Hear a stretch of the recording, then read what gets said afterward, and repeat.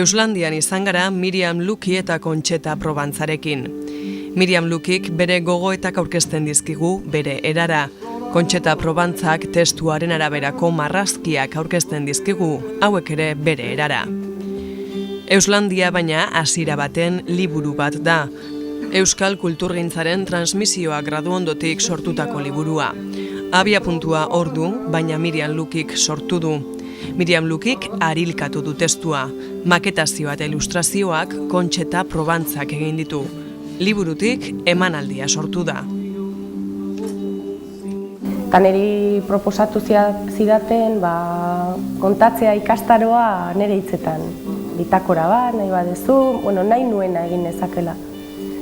Eta orduan hasi nintzen idazten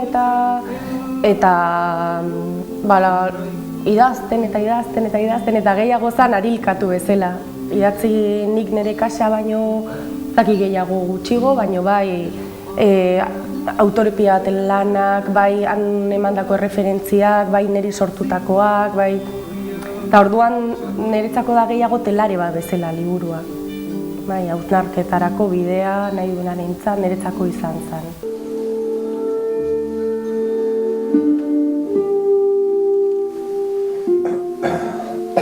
Esperantza iraganetik ez datorrela, dio Bergerrek. Etorkizunetik ere ez datorrela. Itxaropena erabaki ona hartu duenarengan errotzen dela. Pesimismoarekin eta optimismoarekin zerikusirik ez duela. Liburua nik egiten ditut bi irudi bat, telarearena, ari pila bat sartzen direnak, eta agian niri interesatuko zaizkit gehiago ari hauek, baina igual zuri hori, orduan, eta beste irudi bat da lapikoarena. Hainbat eta urretxun ibiltzen pintada bat ikusten nun. Eta pintada hori zen From Resignation to Revolt. Pintada jartzen nun. Etortzen ziren gauzak, etakizu. Orduan, ez dakit zer dan, ez dakit esan daitekeen zer dan. Irakurtza gustatzen zaionari, autore dagoeneko bizi ez direna, klasikoak, herrialde askotako, bertako.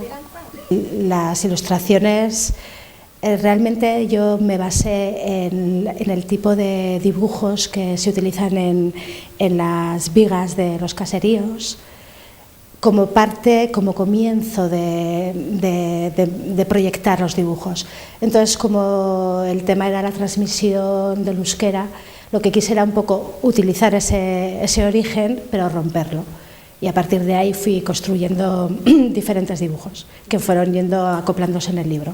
Sobre todo este tipo de temas que hablan de cosas un poco abstractas, donde no hay tanta, aunque también hay poesía, pues sí que yo lo que suelo hacer es dejarme llevar, igual sin llegar a terminar de comprender el texto, porque igual hay mucha palabra gorda, pues dejarme llevar por el texto y empiezan a salir cosas. ¿Y cómo se les esconde? Es el problema de hoy. La lata de sardinas con una berlatas.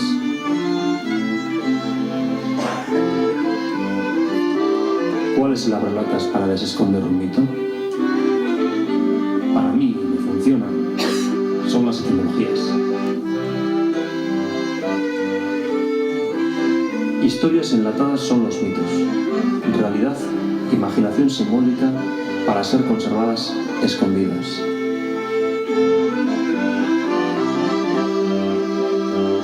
El mito es polivalente. Mira a varios lugares a la vez. Una forma de contar que resiste al tiempo. El mito habla por símbolos. Es mudo para lo que quiere transmitir y conservar. Así, toda la mitología cretense significa lo que esconde, no lo que dice. Hola, ernamuina da aurretxun nire herrin nik nahi nun aurkezpen bat egin. Ze liburu aurkeztu genuen Bilabonan, nintzolan, eta orduan ni gandik ondo egon zan, baina ni gandik pixkat urrun niretzako, nik ez duen kontrola euki. Eta bai nahi nun herrian zerbait egin, baina nun nahi erakundeetatik tiratzea edo, ez? Eta orduan, aurkezpena egin behar gendula edo aurkezpena hitza erabili gendun luzaroan. Eta, baina nik ez duen nahi ez da liburuko gauzak irakurri, orduan hasi nintzen beste gauza batzuk idazten. Eta orduan eta holantxe egin gendun. Gidoia, da oso aldakorra, baina dago galdera batzuetan oinarrituta. Eta galdera horiek egiten ditu publikoak.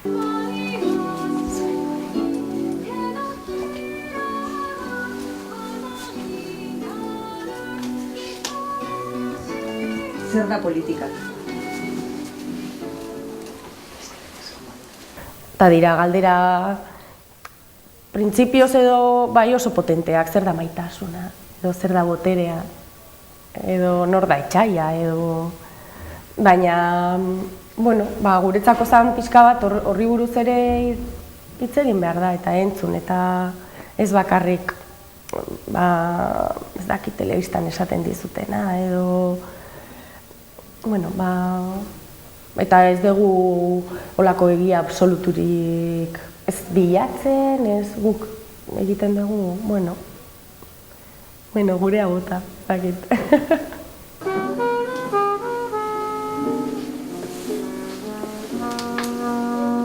Zirko bat da.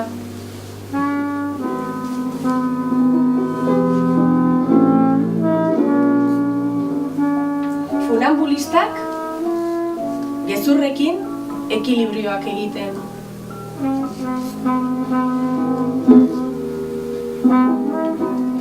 Domadoreak, lehoiak, tankeekin geldiarazten.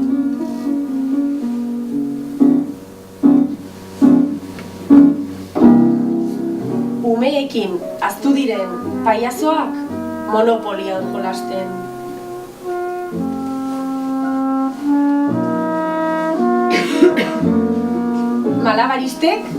Malabaristak hitzen sua ahoan itzaltzen.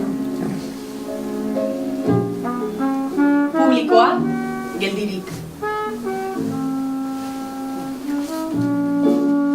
Yo cuando ilustro procuro no reflejar exactamente lo que pone en el texto, sino intentar mostrar otra parte distinta, porque al final son lenguajes distintos. Aquí pasa un poco lo mismo, lo que pasa que estos textos, digamos que ya no es el libro. Digamos que esto Miriam ha trabajado de otra manera, lo que allí fue una recopilación, una investigación, ahora ya ha salido lo que realmente ella tenía dentro. Entonces yo también, claro, he tenido muchas más posibilidades y ella no me ha puesto en ningún momento yo quiero que reflejes esto, quiero que reflejes lo otro. Entonces ha sido leer el texto y también pues he tomado como de mi mano, digamos, el no comprender del todo el euskera, pues eso también me ha dejado igual más libertad a la hora de no ceñirme tanto al texto. Y claro, y esos son textos pues realmente mucho más poéticos, donde no hay respuestas definitivas. Entonces, pues esa forma tan abierta de expresar, pues yo he hecho lo mismo. Y aunque más o menos tengo una idea de lo que voy a reflejar, siempre el momento y el sitio pues me hacen hacer variaciones. Y además que desde que esta es la cuarta vez, desde que hemos empezado, ha ido variando también.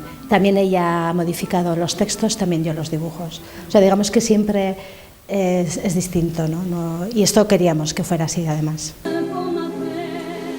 Nor da etxaia?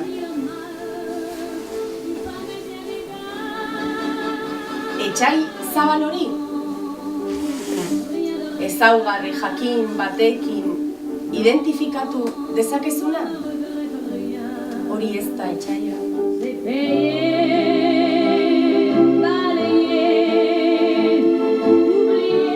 Bestea da, diferentea.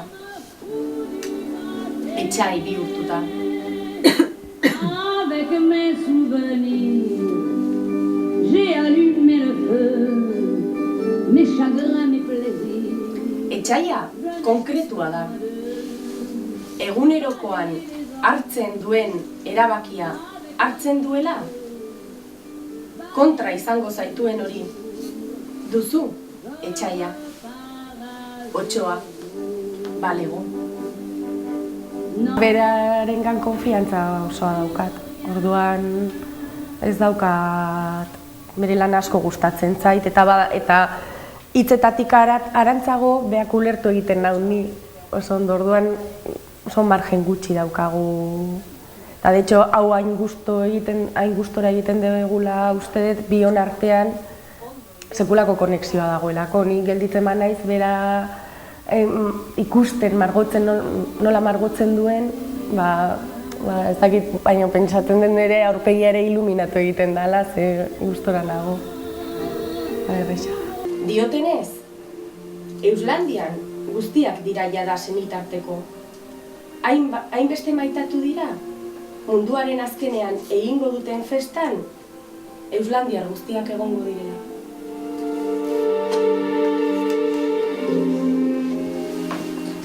Guk behintzat badakit disfruta egiten dugula, eta orduan hori uste transmititzen dela. Daiteke.